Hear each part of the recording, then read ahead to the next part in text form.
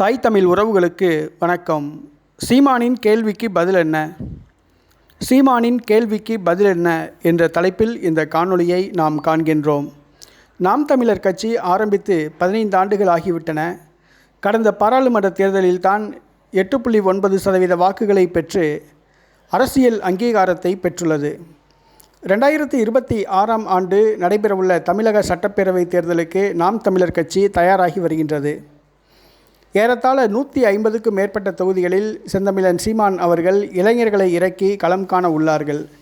இந்த சூழ்நிலையில் களம் காண்பதற்காக கலந்தாய்வு கூட்டம் நடத்துகிறார்கள். தொண்டர்கள் அளித்த புகாரினை சீமான் அவர்கள் விசாரிக்க ஆரம்பித்துள்ளார்கள்.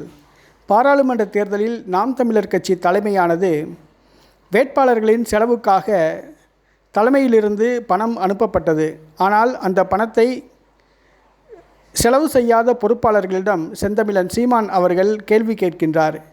செந்தமிழன் சீமான் அவர்களுடைய கேள்விக்கு பதிலளிக்க முடியாமல் கட்சியை விட்டு விலகி ஓடுகின்றார்கள். அவ்வாறு விலகி ஓடுகின்றவர்கள் செந்தமிழன் சீமான் அவர்கள் மீது அபாண்டமான குற்றச்சாட்டை சுமத்துகிறார்கள் என்பது வருத்தமான விஷயம். நாம் தமிழர் கட்சி ஒரு தூய்மையான ஒரு அரசியல் பாதையை முன்னெடுத்து பயணித்து கொண்டிருக்கிறது. இங்கு ஊழல் பேர்வழிகளுக்கு இடமில்லை. நாம் தமிழர் கட்சி தேர்தல் செலவுக்காக கொடுத்த பணத்தை செலவழிக்காமல் என்ன செய்தார்கள் என்பதுதான் சீமானின் கேள்வி.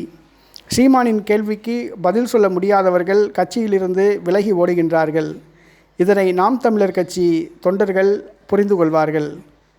யாரையும் சீமான் பிச்சை எடுத்து நிதி கொடுக்க சொல்லவில்லை.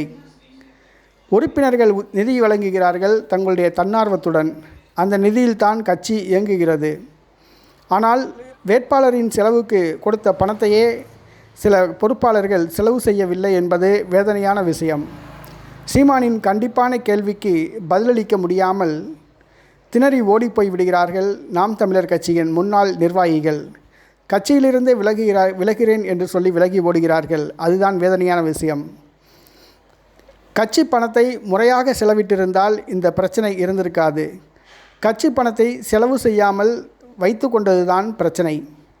செந்தமிழன் சீமான் அவர்களுடைய கேள்விக்கு இதுநாள் வரை பதில் சொல்ல முடியாதவர்கள் கட்சியை விட்டு விலகி ஓடுகிறார்கள். தூய்மையான அரசியல் பாதையை முன்னெடுப்போம் நல்லெண்ணம் கொண்ட தொண்டர்களோடு.